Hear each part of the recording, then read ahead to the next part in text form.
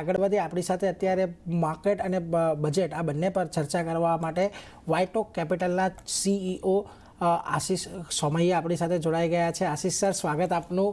Very good afternoon. અને overall આપણે ઘણા સમયથી બજેટની ચર્ચા પણ કરી રહ્યા હતા અને હવે જ્યારે બજેટ આવી ગયું છે, આમ તો આપણે દર વખતે કહેતા હોઈએ છીએ કે બજેટ એક નોન ઇવેન્ટ થયું છે, કયા પ્રકારે સરકારનો આઉટલે છે ને એના પર જ આપણું વધારે ફોકસ હોય છે. પણ સૌથી પહેલાં તો આ બજેટની અંદર જે સરકાર છેલ્લા 2-3 વર્ષથી એક સતત ફિસ્કલ કોન્સોલિડેશનનો જે પાથ અપનાવી રહી છે તેને આગળ વધારતી દેખાય છે. કઈ રીતે તમે આ બજેટને સૌથી પહેલાં તો મૂલવી રહ્યા છો, એનાથી એક શરૂઆત કરીએ. સો સી ફિસ્કલ કન્સોલિડેશન તો ડેફિનેટલી કોવિડમાં બહુ ડેફિસિટ વધી ગઈ અને એની પછી આપણે ફિસ્કલ ડેફિસિટ પર અને કન્સોલિડેશન પર ધ્યાન આપીએ છીએ. પણ છતાંય તમે જુઓ તો એકચ્યુઅલી હજી સુધી ઓફકોર્સ ફાઇનાન્શિયલ યર 2026 પત્યું નથી, 2 મહિના બાકી છે. અને જ્યાં સુધી સમજમાં આવે છે આવતા વર્ષનું 4.3 અને આ વર્ષે 4.4 એ ફિસ્કલ ડેફિસિટની વાત થઈ છે. અને ઉપરથી આવતા વર્ષનું બોરોઈંગ પ્રોગ્રામ બી 1,01 કરોડ વધારે છે વિચારવા કરતા. એટલે મને એવું લાગે છે કે ફિસ્કલ કન્સોલિડેશનમાં પણ થોડું સ્લીપેજ કે પછી થોડું એકોમોડેશન થતું હોય એવું લાગે છે. છતાંય એટલે ડિરેક્શન બરાબર છે, પણ જે રેટ પર ફિસ્કલ કન્સોલિડેશન થવું જોઈએ એ રેટ પર નથી. અને એને માટે મને એવું લાગે છે કે ગ્રોથની ઉપર ધ્યાન આપવાનું વધારે જરૂરત છે. જો તમે કન્ટ્રીની વાત કરો, કંપનીની વાત કરો કે તમારી ને મારી પર્સનલ બેલેન્સ શીટની વાત કરો, કોસ્ટ કાપવાથી રેવન્યુ નથી વધતો કે કોસ્ટ કાપવાથી પ્રોફિટ નથી થતો. પ્રોફિટ તો ગ્રોથથી જ થાય. એટલે આઈ થિંક ક્યાંક ને ક્યાંક આપણે જે આ નોમિનલ GDP ગ્રોથ 10% અને 9% જે છે ને એની પહેલા 8.5% કે જે બી નાના, આપણે જો લાંબા ગાળામાં 32 વર્ષમાં નોમિનલ GDP ગ્રોથ 12 થી 13% લેખે વધે છે. પણ છેલ્લા 3-4 વર્ષથી નોમિનલ GDP ગ્રોથમાં આપણે ઘટાડો જોયો છે. અને જો નોમિનલ GDP ગ્રોથ ઘટતું હોય તો પછી ટેક્સ કલેક્શનમાં બી તમને વધારો નહીં મળે અને પછી સામે ડેફિસિટ કંટ્રોલ કરવામાં અને કન્સોલિડેશન કંટ્રોલ કરવામાં બી તકલીફ થતી હોય છે. પર સર, જો બજેટમાં ખાસ કરીને કોર્પોરેટ બોન્ડને લઈને પણ નવા નિયમોનો ઉલ્લેખ કરવામાં આવ્યો છે. કોર્પોરેટ બોન્ડ્સને ખાસ કરીને વધારે માર્કેટ્સ મળે એવા પ્રયત્નો સરકાર તરફથી ચાલી રહ્યા છે. આ માર્કેટ મેકેનિઝમ જે કોર્પોરેટ બોન્ડ્સને લઈને અત્યારે દેખાઈ રહ્યું છે, કેવું લાગી રહ્યું છે? બોન્ડ માર્કેટને માટે એક્સપેક્ટેશન એમ હતું કે આપણે ત્યાં છેલ્લા ઘણા વર્ષોથી ઇન્ટરેસ્ટ રેટ નીચે જઈ રહ્યા છે. અને સાચી વાત છે કે ભાઈ સરકાર હોય, મ્યુનિસિપાલિટીઝ હોય, કોર્પોરેટ્સ હોય, બધા લોકોને લોઅર ઇન્ટરેસ્ટ રેટ પર બોરોઈંગ કરવું હોય છે. પણ લોઅર ઇન્ટરેસ્ટ રેટ પર બોરોઈંગ કરવાની સાથે જ જો તમે ટેક્સ પણ વધારો, જેમ કે તમે પહેલા ઇન્ટરેસ્ટ રેટ તો જેમ છે એમ છે, પણ તમે મ્યુચ્યુઅલ ફંડ્સથી તમે જો બોન્ડ્સમાં ઇન્વેસ્ટ કરો તો કેપિટલ ગેઇન્સમાં ફાયદો થતો હતો. પણ હવે આપણે શું કર્યું છે કે ઇન્ટરેસ્ટ રેટ બી ઘટી ગયા અને ટેક્સ બી આપણે વધારી દીધા છે. એટલે માટે બેંકોને ડિપોઝિટ ગ્રો કરવામાં કે પછી બોન્ડ માર્કેટમાં પૈસા રેઝ કરવામાં થોડી એવી તકલીફ દેખાઈ રહી છે. એટલે નવા ઇન્સ્ટ્રુમેન્ટ્સ આવે કે વધુ ઇન્સ્ટ્રુમેન્ટ્સ આવે એ તો કરવું જોઈએ, પણ સાથે જ સાથે બોન્ડ્સમાં પૈસા ખેંચવા માટે મ્યુચ્યુઅલ ફંડની દ્વારા કે બીજી કોઈ બી રીતે એને અટ્રેક્ટિવનેસ બનાવવાની જરૂરત વધારે છે. જો અહીંયાથી બોન્ડને થોડોક વધારે આકર્ષક બનાવવા માટે એ આખા પ્રોડક્ટને એક આકર્ષક બનાવવા માટેની અહીંયાથી જરૂર વધારે છે. એક અહીંયાથી ફોકસ તમારે ખાસ કરીને ધ્યાનમાં રાખવાનો છે. હવે બીજું આપણે એક જોઈએ ને તો આ આખા બજેટની અંદર એક આડકતરી રીતે એક્સપોર્ટ સેક્ટરને થોડુંક પ્રોત્સાહન આપવાનો પ્રયાસ ચોક્કસથી થયો છે. કારણ કે જો EMS માટેની થોડાક આઉટલેની વાત અહીંયાથી કરવામાં આવી, ઉપરથી અમુક ઇઝ ઓફ ડુઈંગ બિઝનેસમાં પણ એ પ્રકારના જાહેરાત કરવામાં આવી કે જે યુનિટ્સ નવા સ્થાપવા હોય કે એ બધા માટેની પણ થોડી ઘણી છૂટની જાહેરાતો છે. તમને લાગે છે કે અહીંથી જે થવું જોઈતું હતું એક્સપોર્ટ સેક્ટર માટે એ થયું છે? કારણ કે ટેક્સટાઇલ સેક્ટર છે કે એ બધા માટે પણ અહીંયાથી થોડાક ઇન્સેન્ટિવાઇઝ કરવાની વાત બજેટની અંદર કરવામાં આવી છે. સો એકચ્યુઅલી તમે જુઓ ને તો માર્કેટમાં જનરલી જે માર્કેટમાં નેગેટિવિટી છે એ માર્કેટની નેગેટિવિટી 2 કારણોથી છે. પહેલી કારણ એ કે ભાઈ FIIsને અને બહારના રોકાણકારોને કે પછી આટલું બધું રૂપિયામાં આટલું બધું ડેપ્રિસિએશન, રૂપીમાં ડિક્લાઇન થઈ રહ્યો છે. ઇન્ડિયાનું માર્કેટ બીજી ઇમર્જિંગ માર્કેટ્સની કમ્પેરિઝનમાં અંડર પરફોર્મ થઈ રહ્યું છે. એટલે તમે જુઓ તો ફોરેન ઇન્ફ્લો આપણને બહારના, તમે ઇકોનોમિક સર્વે જુઓ એમાં લખેલું છે કે આપણને બહારના કેપિટલની જરૂરિયાત છે. તો બહારના કેપિટલની જરૂરિયાત છે ત્યારે ઇન્ડિયામાં બહારનું કેપિટલ નથી આવતું અને રૂપિયો ડેપ્રિશિએટ થાય છે. અને બીજી બધી ઇમર્જિંગ માર્કેટ્સમાં સારું પરફોર્મન્સ થવા છતાં રૂપિયો ડેપ્રિશિએટ થાય છે. અને આ બધી ચીજોને કંટ્રોલ કરવા માટે કે આ બધી ચીજોને એડ્રેસ કરવા માટે બજેટમાં કોઈ જાતના પગલાં નથી, એટલે માટે આપણને થોડું નેગેટિવિટી જોવા મળે છે.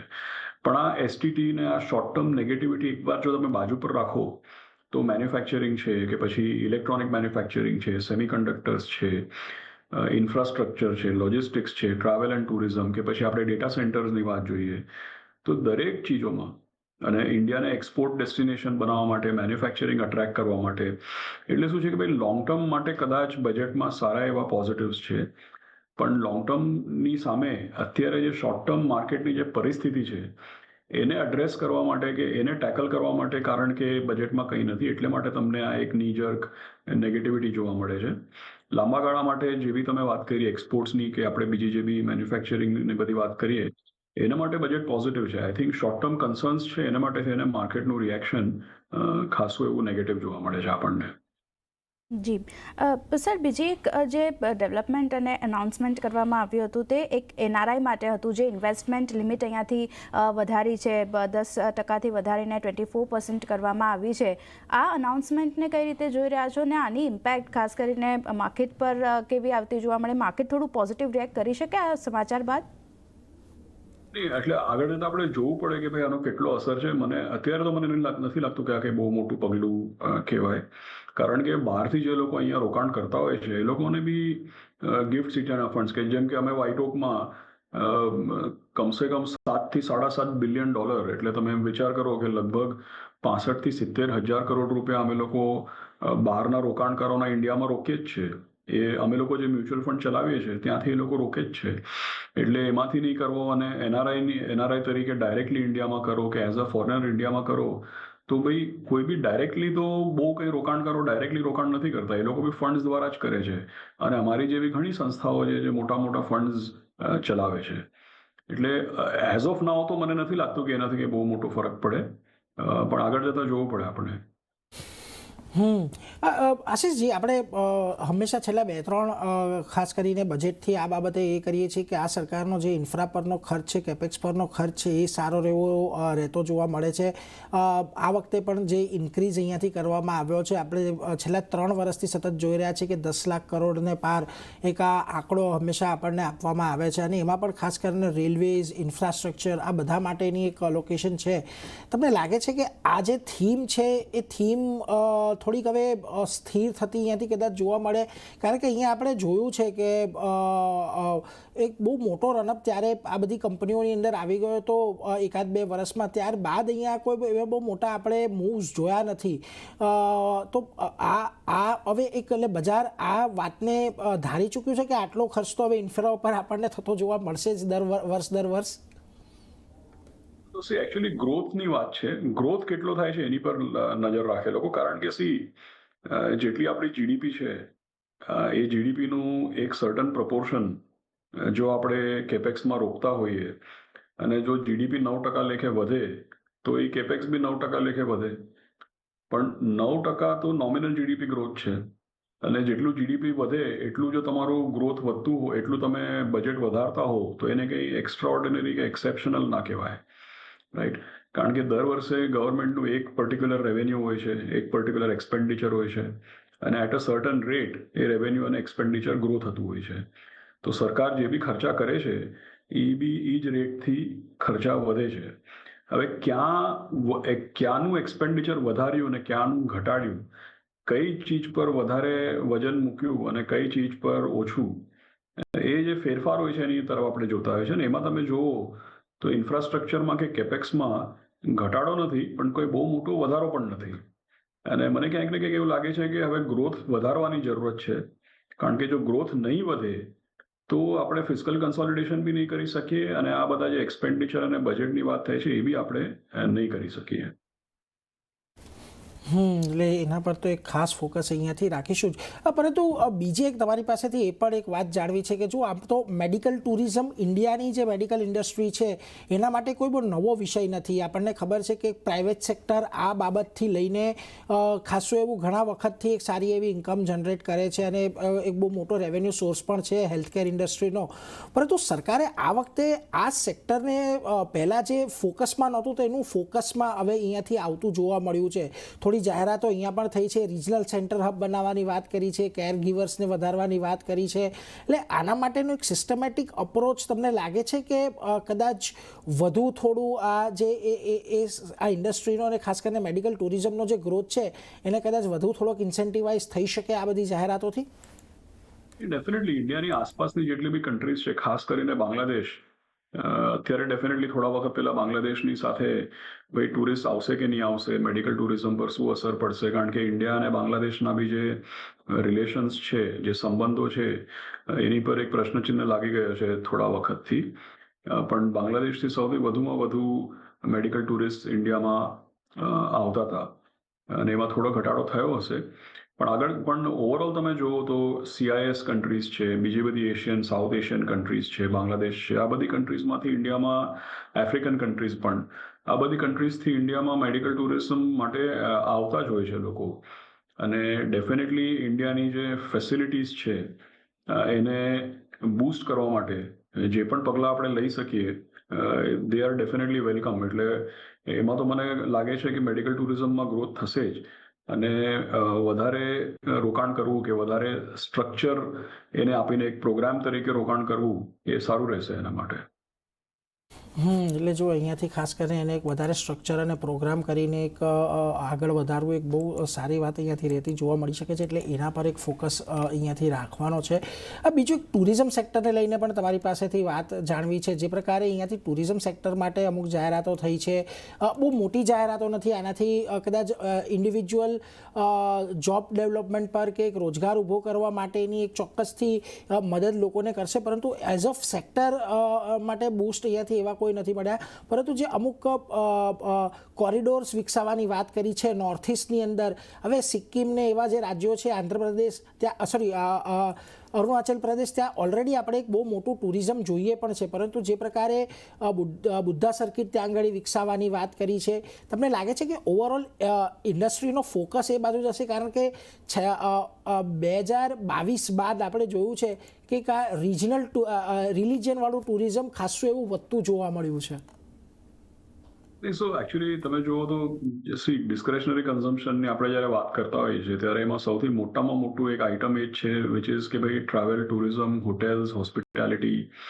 અને લોકલી વધુમાં વધુ ડેસ્ટિનેશન્સને ડેવલપ કરવામાં આવે, લોકલી જો વધુમાં વધુ રોકાણ કરીને વધારે પર્યાય બનાવવામાં આવે તો સીધી સાદી વાત છે કે ભાઈ બધા લોકોએ ફોરેન જવાની કે બહારના ટૂર્સ પકડવાની જરૂરત નથી. ડેફિનેટલી ઇન્ડિયાની અંદર જ જો પૈસો ખર્ચો થાય, અને ઇન્ડિયાના બહાર બી ઘણા બધા કન્ટ્રીઝ છે જેમાં સૌથી વધુમાં વધુ ટુરિસ્ટ ઇન્ડિયન આવે છે, તો ઇન્ડિયન્સ જો ઇન્ડિયામાં જ સારી ફેસિલિટીઝનો લાભ લે તો અહીંયા જોબ ક્રિએશન થશે. લોકો બહાર જવાની બદલે આખું ઇન્ડિયામાં વધુ એક્સપ્લોર કરશે. એટલે અને ટુરિઝમ તો it's a well known fact કે ભાઈ જોબ એમ્પ્લોયમેન્ટ ક્રિએશન માટે જેમ કે રિયલ એસ્ટેટ છે, ટેક્સટાઇલ્સ છે, આ મોટા સેક્ટર્સ છે, એમ જ એમ્પ્લોયમેન્ટ અને જોબ ક્રિએશન માટે ટુરિઝમ બી સૌથી ઉપરમાં ઉપર આવે છે જોબ ક્રિએશન માટે. એટલે બધી રીતે ફાયદાકારક છે. એટલે અહીંયા લોકલી નોર્થ ઇસ્ટ હોય કે પછી નોર્થ હોય કે પછી પહેલાં જેમ ગુજરાત છે, યુપી છે, કે પછી જેમ તમે કીધું બુદ્ધા સર્કિટ છે, તો આ બધા જેટલા બી આપણી પાસે સ્કોપ છે એ બધાને ડેવલપ કરવાની તત્કાલ જરૂરત છે. એટલે જો અહીંયાથી ખાસ કરીને ટુરિઝમ સેક્ટરને લઈને તો એક આ વાત છે. પરંતુ આશિષજી, અત્યારે આપણે ભલે બજેટ પર આટલી બધી ચર્ચા કરી, પરંતુ આપણે અત્યારે એક રિઝલ્ટ સિઝનની મિડમાં બેઠા છીએ. ઘણા બધા રિઝલ્ટ આપણને આવતા દેખાઈ ગયા છે, હજી ઘણા બધા આવવાના બાકી છે. અત્યાર સુધીની આપણી જે રિઝલ્ટ સિઝન રહી છે, ઓવરઓલ કેવી ઇમ્પેક્ટ તમે એના પરથી જોઈ રહ્યા છો?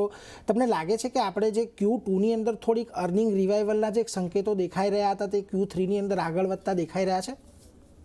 સો ડેફિનેટલી સ્મોલ કેપ્સ અને મિડ કેપ્સમાં એટલે આપણે આને જનરલાઇઝ કરવાને બદલે જો સ્ટોક સ્પેસિફિક બેઝિસ પર જોઈએ અને ખાસ કરીને સ્મોલ કેપ અને મિડ કેપમાં તો રિઝલ્ટ સારા આવ્યા છે. થતું શું હોય છે કે જ્યારે રિઝલ્ટ સિઝન સ્ટાર્ટ થાય એટલે બે ચાર મોટી બેંક અને આઈટી કંપનીના રિઝલ્ટ આવે અને પછી એનું ગાઈડન્સ કેવું આવે ને એની સાથે માર્કેટનું કેવું રિએક્શન થાય કે પછી લાર્જ કેપ્સનું જોઈને મૂડ બનતો હોય છે માર્કેટનો. પણ જેમ જેમ આપણે ફેબ્રુઆરીમાં આવતા હોઈએ છીએ ત્યારે સ્મોલ કેપ મિડ કેપ એ બધી કંપનીઓના માઇક્રો કેપ કંપનીઝના રિઝલ્ટ આવે છે. અને છેલ્લા થોડા દિવસોમાં તમે જુઓ તો સ્મોલ કેપ મિડ કેપનું સરવાળે રિઝલ્ટ સારું છે અને સ્મોલ કેપ મિડ કેપમાં તો ઘણા બધા સેક્ટર્સ અને સ્ટોક્સ એવા છે જેમાં કરેક્શન બી બહુ મોટું થયું છે. એટલે મને એવું લાગે છે કે આવતા 3 થી 6 મહિનામાં સ્મોલ કેપ તો બોટમ આઉટ થઈ જશે એવું મને લાગે છે અને સ્મોલ કેપમાં સારી એવી ઓપોર્ચ્યુનિટીઝ બી આપણને દેખાશે કારણ કે જ્યાં રિઝલ્ટ્સ પોઝિટિવ છે અને સાથે જ સાથે શેર પ્રાઇસીસ બી ખાસા એવા કરેક્ટ થયા છે. અને બીજી વાત જેમ તમે કીધી કે આપણે બજેટની ચર્ચા કરીએ એમ રિઝલ્ટની બી કરવી જોઈએ પણ હજી એક ત્રીજી વાત હું તમને કહું કે માર્કેટની ઉપર જે દબાણ જે છે એ US economy US stock market આ બધું ટેરિફ્સ અને ટ્રેડ રિલેશન્સ જીઓપોલિટિક્સ એ બધી ચીજોનું વધારે દબાણ છે. તો આપણા બજેટમાં તો ખાલી ચલો આ કેપિટલ એસટીટી એ બધીની ચર્ચા થઈ છે પણ ઓવરઓલ માર્કેટમાં નેગેટિવિટી કંઈ ઇન્ડિયાની ઇકોનોમી કે ઇન્ડિયાના અર્નિંગ્સ માટે થઈને નથી. નેગેટિવિટી બહારના માહોલ માટે થઈને છે અને મને લાગે છે 2-4 દિવસ થશે એટલે બજેટનું તો બધું ડાયજેસ્ટ થઈ જશે પણ પાછું ડિસ્કશન બહારના માહોલ પર જ રહેશે. જી મને ધ્યાન છે આશીષજી, આપણે જ્યારે આઉટલુક માટે કે ઓવરઓલ એના માટે ચર્ચા કરી રહ્યા હતા ત્યારે તમે કહ્યું હતું કે પહેલાં એક 6 મહિનાનો પાર્ટ કે એક પાર્ટ એવો રહી શકે છે કે જ્યાં વૈશ્વિક કારણોને લઈને આપણને એક કરેક્શન કદાચ આવતું જોવા મળે. પરંતુ એક છેલ્લે સવાલ તમારી પાસેથી એ જાણવો પણ જરૂરી છે કે અત્યારે જે આપણે યુરોપ સાથેની એક ટ્રેડ ડીલ જોઈ કે અત્યારે જે યુએસ સાથેની એક સંભવિત ટ્રેડ ડીલ માટેની ચર્ચાઓ ચાલી રહી છે, તમને લાગે છે કે આ બજેટની બાદ એમાં કોઈ બહુ મોટો ફેરફાર નથી આવ્યો અને હવે આ જે ટ્રેડ ડીલો છે એને થોડીક બજેટથી સાઈડ પર હતી ને એક ઇન્ડિવિજ્યુઅલી એ ઇવેન્ટ તરીકે એને મૂલવવી પડશે? કારણ કે જો EU સાથેની જે ડીલ થઈ છે નો ડાઉટ હજી એને આપણને ઇફેક્ટમાં આવતા તો ખાસો સમય લાગવાનો છે, પરંતુ બજેટમાંથી આપણે એક્સપોર્ટ સેક્ટર માટે જોઈએ એવા કોઈ બહુ મોટા રાહતો આપવાની જે અપેક્ષા હતી એ એટલા મોટા લેવલે આપણને મળતા નથી દેખાયા. ડેફિનેટલી ટ્રેડ ડીલ્સ જે છે બજેટ તો દર વર્ષે કંઈક ને કંઈક ફેરફાર કરી જ શકે છે અને દર વર્ષે અલગ ચીજો પર ફોકસ કરી શકે છે બજેટ. પણ જે ટ્રેડ ડીલ આપણે સાઇન કરી છે એના ઇમ્પ્લિકેશન વધારે લોંગ ટર્મ અને વધારે ઇમ્પોર્ટન્ટ છે. એટલે યુએસની સાથે ફ્રી ટ્રેડ એગ્રીમેન્ટ ક્યારે આવશે એ નથી ખબર પણ ડેફિનેટલી યુરોપિયન યુનિયન સાથેનું જે ફ્રી ટ્રેડ એગ્રીમેન્ટ છે એ લાંબા ગાળા માટે વધારે ફાયદાકારક છે. બજેટમાં એટલી ચીજો તમે નહીં કવર કરી શકો જેટલો ફાયદો લાંબા ગાળામાં યુરોપિયન યુનિયનની સાથે ફ્રી ટ્રેડ એગ્રીમેન્ટ કરવાથી થાય છે. એટલે અને એ વાત બી સાચી છે કે ખાલી ટ્રેડ એગ્રીમેન્ટ નહીં, તમે જીએસટીની વાત કરો કે તમે કોઈ બી એની પહેલાં પ્રોડક્શન લિંક્ડ ઇન્સેન્ટિવ, એની પહેલાં કોર્પોરેટ ટેક્સ, તો આ સરકાર જે છે એ ઘણા બધા પગલાઓ તો બજેટની બહાર જ લે છે. જેમ ફ્રી ટ્રેડ એગ્રીમેન્ટની તમે વાત કરી એ બી બજેટની બહાર છે. એટલે મને એવું લાગે છે કે થોડા 2-4 દિવસમાં જેમ આપણે વાત કરી 2-4 દિવસમાં બજેટ તો પાસ સ્ટોરી થઈ જશે અને માર્કેટ આગળનું મુવમેન્ટ કે આગળનું ડિરેક્શન જોશે. Ji on that note Ashish sir, thank you very much અમારી સાથે જોડાયા, બજેટ પર આટલી ઇન ડિટેલ અમારી સાથે ચર્ચા કરી એના માટે thank you very much sir.